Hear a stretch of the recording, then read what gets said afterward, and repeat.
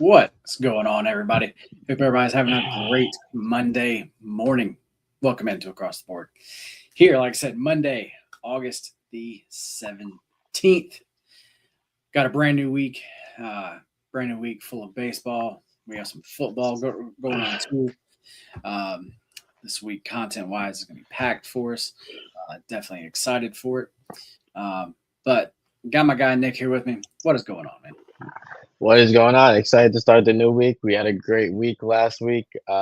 Even cashed the best bet again yesterday on the Yankees not getting swept. Although Cease did pitch pretty well, but we ended up getting the dub there. And looking to keep continuing on this week. Yep. And we're going to start to keep track of our best bets. hmm We used to do it a long time ago when we first started the shows. Then kind of stopped. Um, Not really going to go into why, but yeah, there's something that we definitely want to go do it again. We're going to start that touch today. Um, Hashazan. I'm going to we're going to make something so like actually like a graphic of actually some kind to kind of keep Nice. track of it and put it somewhere. Not exactly sure, but I will figure that out today, though. Yeah, man, it's a Monday, and it's definitely a Monday slate. hmm That is for sure. But I do think there are some good spots um, here. So let's just go ahead and jump right into it, guys. First game up. We're going to talk about the Marlins at the Phillies. Phillies a big favorite here, minus 250. Got a total of 8. Marlins have Jansen Junk on the mound, 6-7 on the season, 4.41 ERA, 1.32 WHIP. His past few starts have actually been pitching pretty well there for Mr. Jansen Junk. Then the Phillies are throwing out Christopher Sanchez, which you probably could have already have guessed by this line. He's 15-4 on the season, 2.54 ERA, 1.19 WHIP. Um, he's been doing his thing. He has been pitching extremely well this season. Nick, you want to talk about this game? I have a feeling I know why, but go ahead and let us know. Let you know why Christopher Sanchez is hitting his K's line today. Yeah.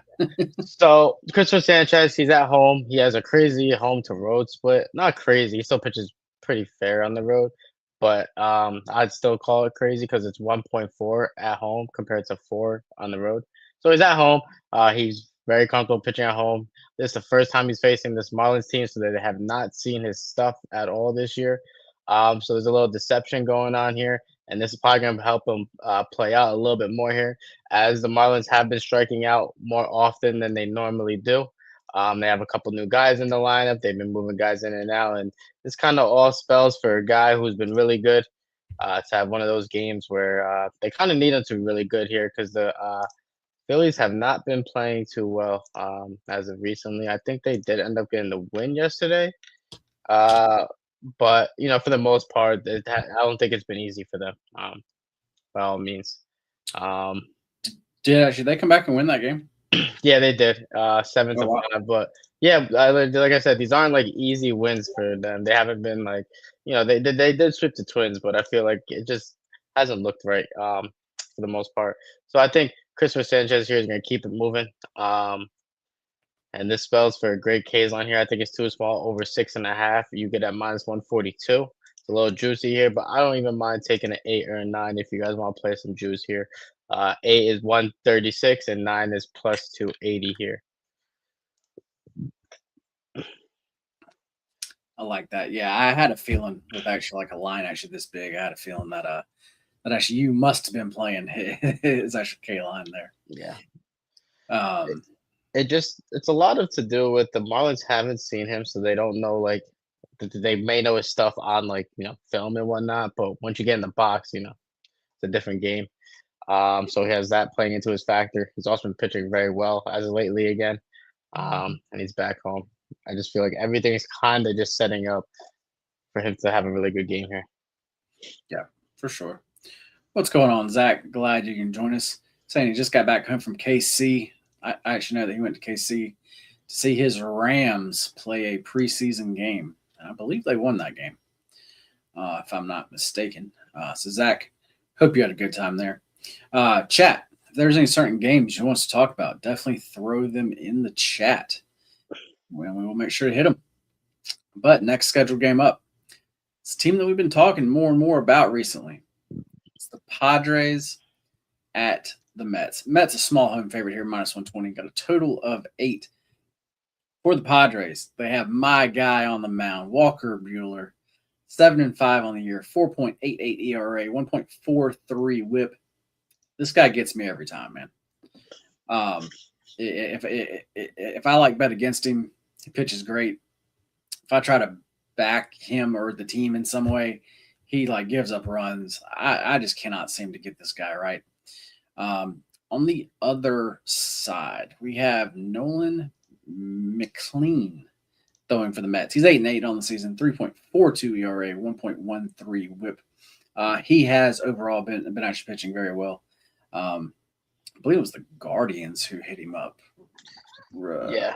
Yes, yeah, that was the Guardians. I think his past 2 games have been no, okay, no, he pitched against the Braves, but before that, yeah.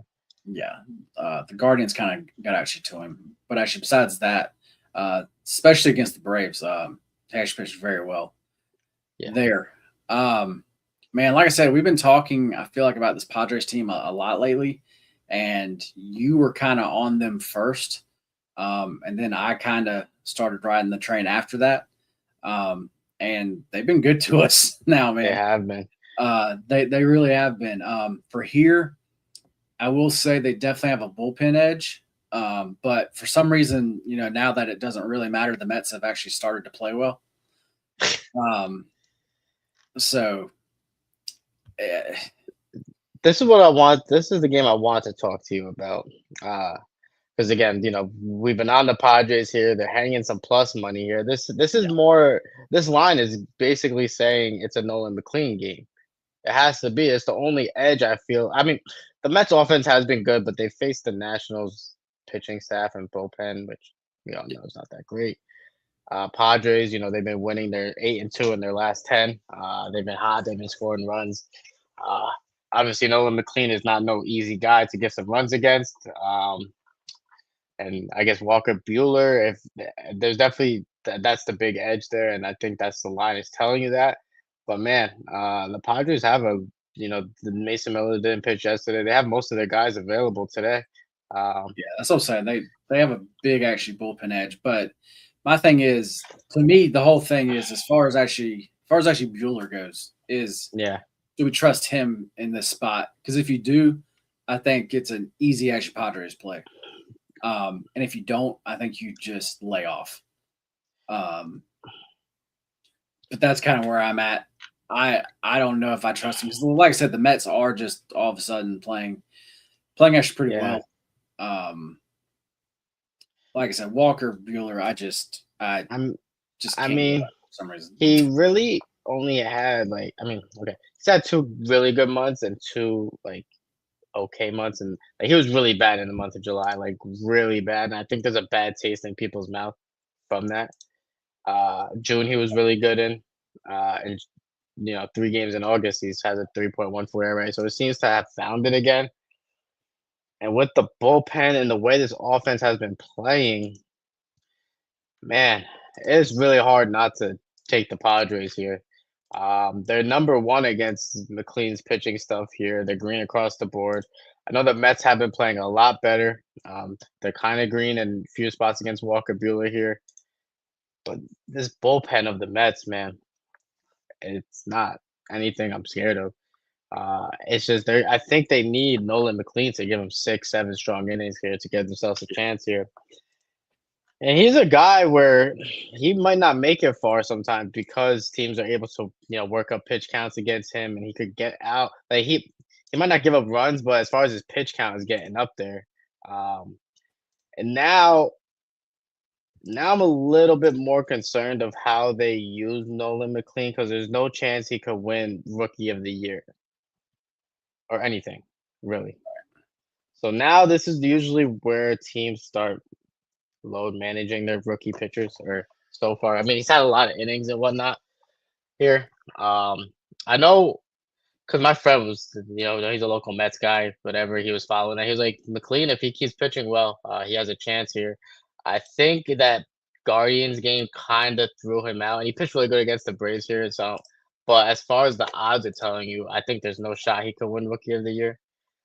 So Yeah, I don't know if they're just gonna kind of just let him go out there with a full green light, or they kind of look to like let him get some work in and keep up the work, and then kind of, whatever. Um, I think I'm gonna be riding with the Padres here. I gotta stay with the hot team, like we said. Um, you know, take them till they lose two in a row. You're giving me some plus money, especially with the big bullpen edge and the way the Padres bats have been playing. Even if McLean pitches well, I think Bueller could keep it close and they could come through at the end here. yeah. Padres is definitely the only way I can lean here. But since it sounds like Nick is going to take him, I'm going to lay off. So actually, like, I don't mess him up there. But yeah, definitely in there. Zach has a few comments here about the football game, saying how Ty Simpson looked like great. Others good to see. And Zach, we actually brought this up and actually talked about it on yesterday's show. Yeah, that was nuts. So, do you want us to talk about his 4 strikeouts today? I feel like I'm not gonna lie. I feel like that always happens as far as like a young batter is concerned. Like if they come out hot out the gates, they have that really terrible next game for the most part. Yep. I just have to like my only thought is why did the Cardinals wait so long to bring him up? Like because he's been playing really well. Like so I just don't understand, and it's not like the Cardinals don't have room. So I will tell you why. Normally teams call up guys who they think could win a Rookie of the Year after August 14th, because then they stay underneath that threshold. I was It about gives to them say, another control, and like a lot of winning Rookie of the Year is actually beneficial. It's not like just beneficial for obviously the player. The team actually gets another draft pick when their player wins Rookie of the Year. So there's incentive for that. So that's why I guess they called him up a little later to keep that. So they think he has a chance to win Rookie of the Year. I think they're gonna win with JJ Weatherhole anyway, so they can get some more picks. So I think JJ Weatherhole is a shoo-in almost. So if they get this one, if Baez comes up next year, wins, that's 2. You know. yeah, that makes sense. Because yeah, they like definitely waited Yeah. like actually Zach was saying, he's been ready for a long time now. Oh, and there's also the so this kind of I'll tell you why I know this because we did some research when we called up Lombard. Like, why did we call him up here this time? So now he's also eligible to receive. There's a rookie bonus incentive program. Uh, so next year he's able to receive that because he's underneath a certain threshold. George Lombard, unfortunately, is not able to receive that because he got called up early August, and that's another reason why. So they're helping him with money, I believe, and he could still win Rookie of the Year next year. George Lombard could still win Rookie of the Year next year, but as far as the bonus incentive, he won't be able to receive that because I don't know. There's all weird stuff why teams do things a certain way, and most of the time it's all because of this rookie incentive and keeping extra control and this and that. Got it. All right, guys, we're gonna keep it moving. We only have one scheduled game left. It's not a very big card tonight. So, guys, if there's any other games you want us to break down, make sure to go ahead and drop them in the chat. Last scheduled game, though, we had to talk about the Braves and the Twins. Braves, small home favorite here, minus 125. Got a total of 9. As far as Braves, road team, they got Martin Perez on the mound, 8-6 on the year, 2.96 ERA, 1.15 WHIP. Man, since the trade deadline line, my man has been pitching so well. He is a guy in certain situations, though, I'm still kind of scared for. Don't be scared of Martin. But man, I'm saying he has been pitching so well. For him, it's all about getting that ground ball. Actually, like as long as he's doing that, everything's fine. On the other side, for the Twins is Bailey Ober, 7-4 on the season, 4.64 ERA, 1.23 WHIP. He, on the other hand, has not been looking good. Past few starts is definitely getting hit up. He's been giving up a lot of home runs against lefties. his actual strikeout percentage has gone extremely low. He's a guy who throws a lot of strikes, um, and that can sometimes get actually him in trouble. Um, I'm going to stop there, and Nick, I'm going to let you go first here. What are you thinking between the Braves and the Twins? First off, I wish you didn't talk me off the ledge of the Braves yesterday, because I was like, "Hey, Braves, man." But today, I think today's an over day. I think over 9.5. I think it's too low. As far as Martin's pitch mix here is concerned, Twins are hitting it pretty well over the last month. Bailey Ober hasn't been great, and the Braves offense seems to kind of starting to get going. Not, I don't want to say they're like in full motion yet, but you're seeing little glimpses of it again. Um, and I think today that we're gonna get some runs here. And then I do like the Braves to win. I think their bullpen is just better. I think the Twins used a good amount of bullpen, Yes. um, as of yesterday, because they're trying to win that game and not get swept. So they're coming into today off a little heartbreaking loss almost. Um, and give me the Braves here, and give me the over 9.5. I think you have over 9. So if you guys do find the over 9, take that. Over 9.5 is a little juiced on FanDuel at plus 100. Um, so if you guys want the little safe push, whatever, take it over 9. This game started at a 8.5 and has gotten aggressively bet to the over Yeah. ever since it came out. And it has not stopped because, yeah, just like you're saying, now at some books you were seeing a 9.5, and those weren't there just actually like a little while ago. This game is just being bet to the over. Nick, like you said, the Braves, why they're only minus 125 here is because of what you said. They're thinking the Twins' bats are actually going to be able to actually get to actually our actually guy here. This is one of those spots where I was kind of hinting at where I'm kind of afraid for him. He has been pitching very well, but just when you look at everything, the Twins' bats should be able to get something off of him here. Oh, if that And also be good. and they do have the lefty killer Buxton back in the lineup. Yeah, That dude destroys lefties. he is back. And that's also why I love and that's also why I think this line is where it is. Hmm. Um, with saying that, I think the Braves will do even more though. Because as far Hmm. as actually Ober goes, like I just told you what like he's been doing. I just don't. I don't think tonight's gonna versus this lineup. He's gonna fare very well. And just like you said, they're like bullpen is heavily used. Um, yeah, I like the Braves here. I like the Braves here to win. I do like the price on them, but what I like more is the Braves team total over 4.5. Um, we locked that in this morning at minus 122. Since this line has been moving up, I'm assuming the juice has also gone up there. Um, but that is my favorite way of attacking this game here. Hmm. Um, and also the weather there, I think tonight's pretty good too.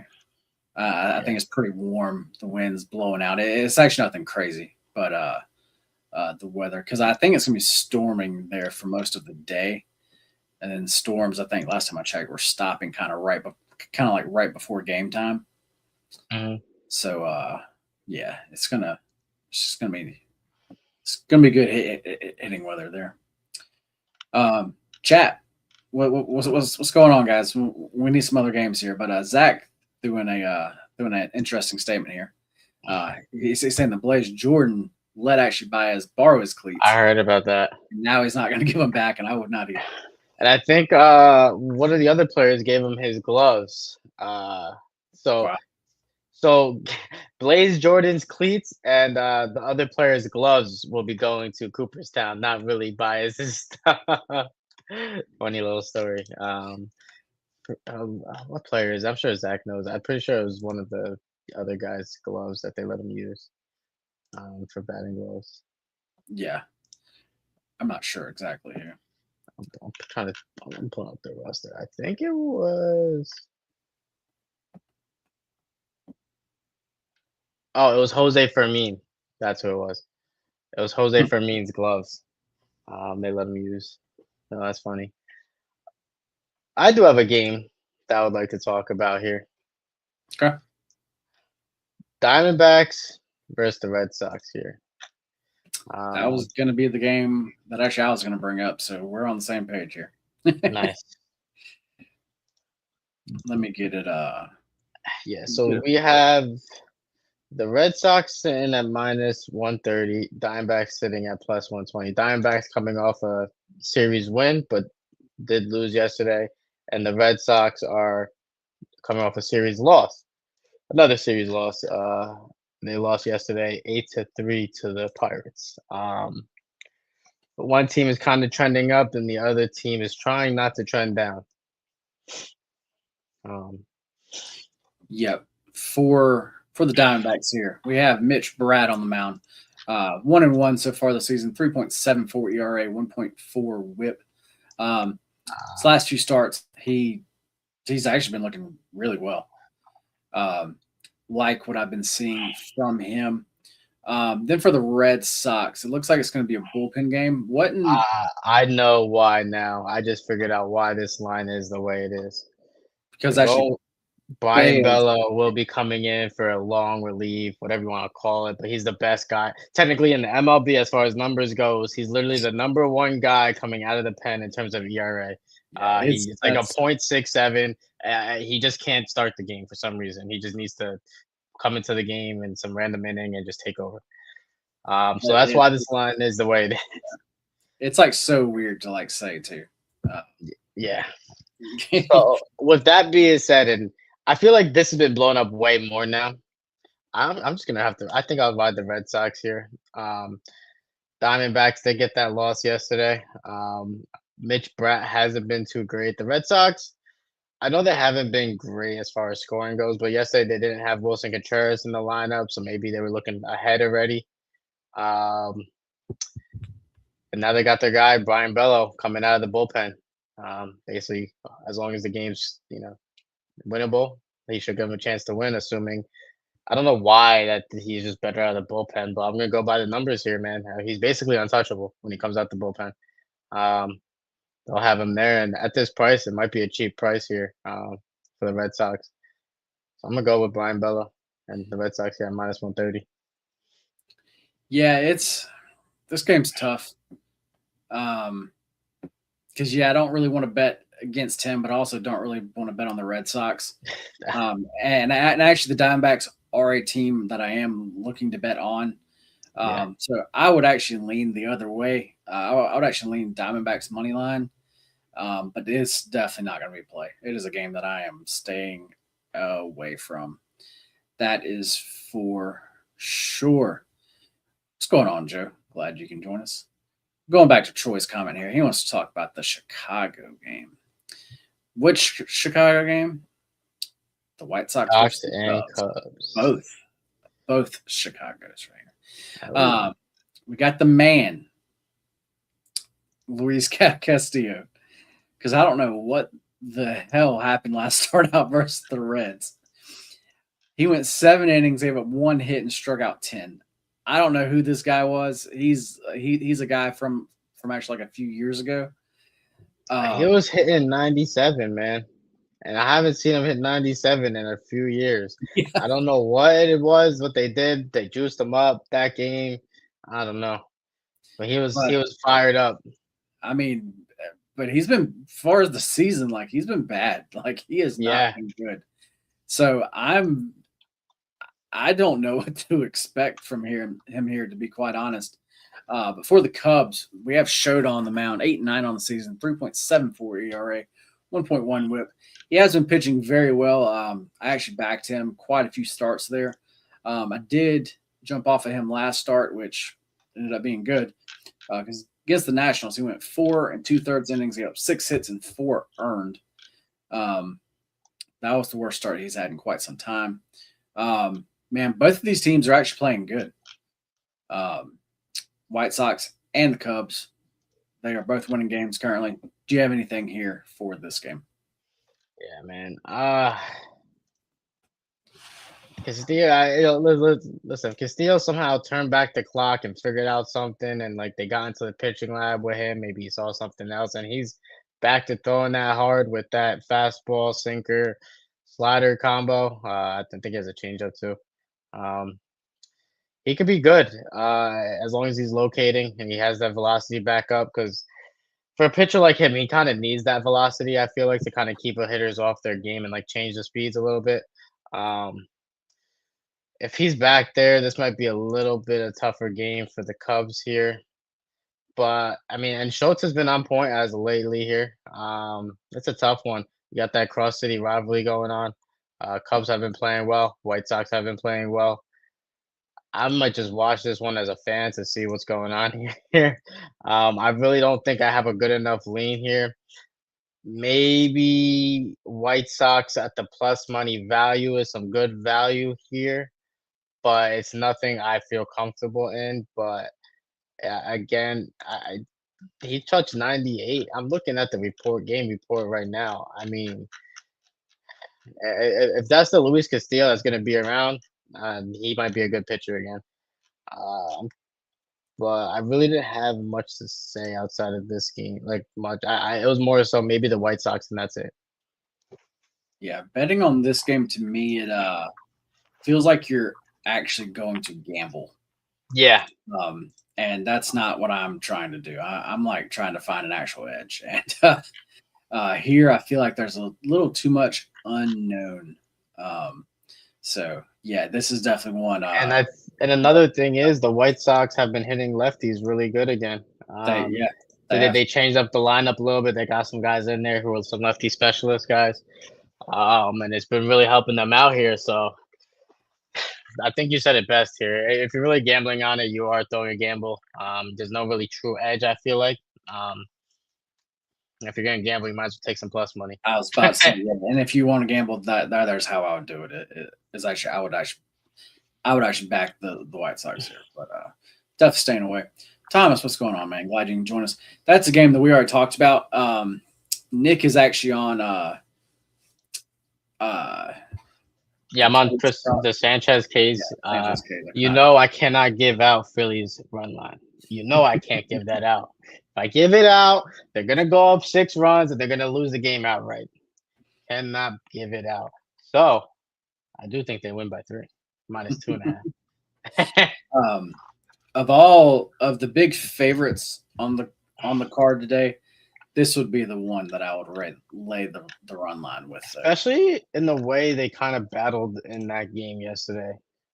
They never felt like they were out of it. They kind of chipped away, got it close. And the Twins had their better bullpen going as well, and they got to them. Usually when it's 10 wins like that, goes back home, they're feeling good about themselves.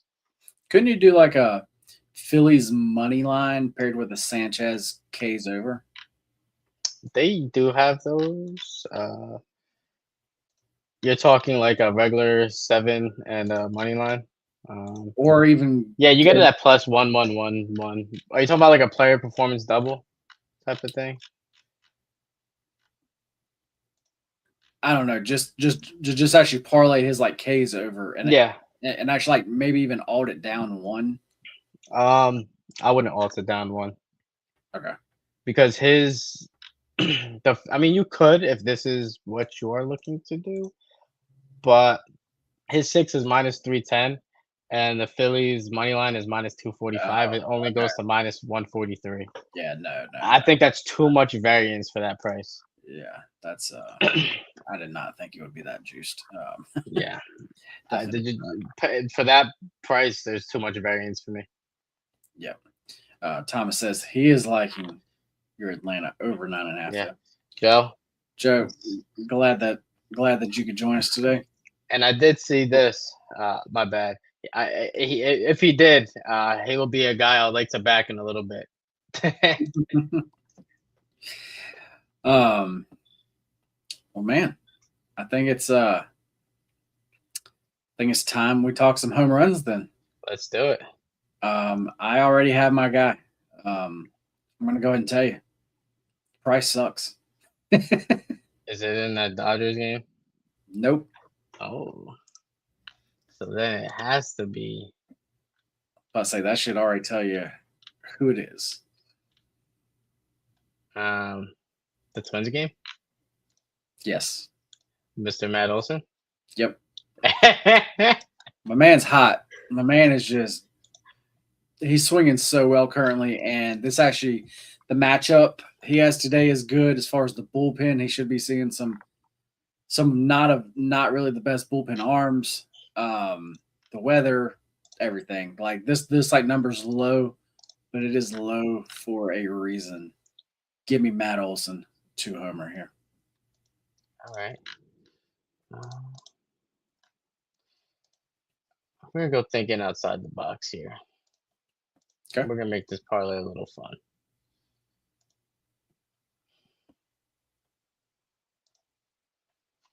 Let's see. How did he? I think it's gonna be in this game here, but you don't know.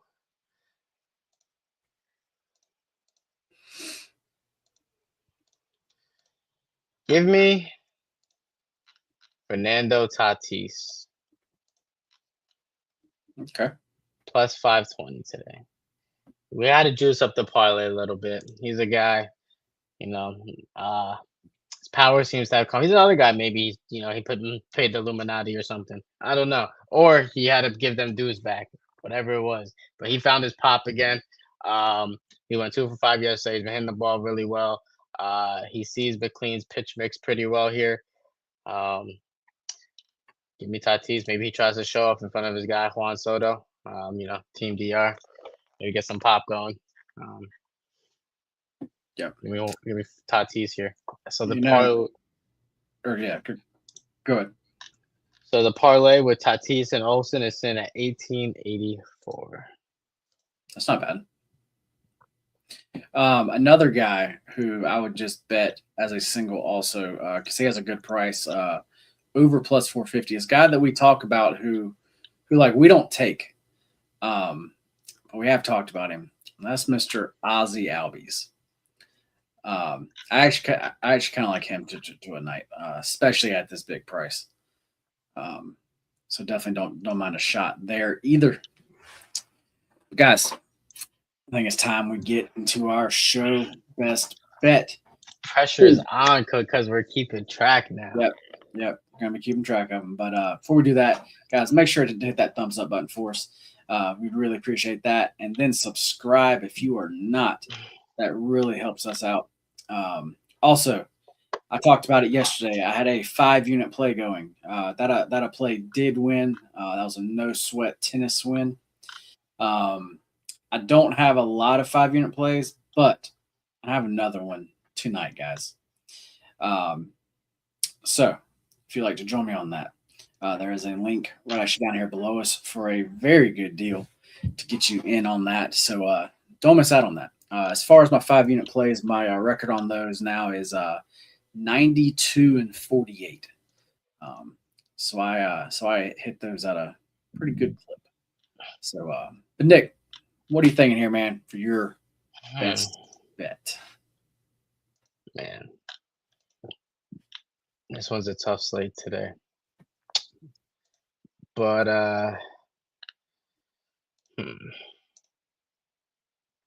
wow, actually, this came into bettable price now, so you don't even gotta parlay it. So I'm gonna take it. Give me over 6.5 Ks by Christopher Sanchez at -128. When we first got into the show, it was -142. It's actually gotten bet down to more of a straight play here. Give me Christopher Sanchez over 6.5 Ks. Let's get it. Pressure is on to start 1-0 in the trackable era. Before, we were like, didn't really have technology. You couldn't track much, Before StatCast era. The play I was going to give out, the line moved on me. And I only have 2 plays today. So, guys, that means the other play is my 5-unit play that I was just talking about. So if you're watching the show, you're about to get that. So no, do actually not go and pay for it. Well, you can still go and like get like all the after plays. It wins. You have to go pay for it. Yes, after actually this wins, you gotta pay for it. Yeah, that other line moved on me, and I'm not going to give it out at that. So, going back to that Braves Twins game, guys. Braves team total over 4.5. Like I said, I gave it out at -122. Looks like you can still -130 is kind of it's kind of where it's at on actually most books. Looks like Fanatics you can get a -125. But anyway, so yeah, that is my 5 unit play today, guys. I really like that one. I think the Braves put up a lot of runs here tonight. So yeah, I believe I see another 5 unit play. Nick, I don't know what any of that means, but hey, I actually will say Nick bets on a lot of random things. Um, and yeah, if you're into this at all, or even if you're not into it, I would still tail this. Um, I've never apparently there's 28 seasons of Big Brother. I've never watched any of it. Don't know anything that's going on there, but there is a play for y'all who are watching Big Brother. Yeah, man, I think that's going to do it for us today, though. Tonight, we are going to be recording some actual NFC West stuff. The first one's going to be out tomorrow for you guys. This actually division, as y'all know, is very stacked.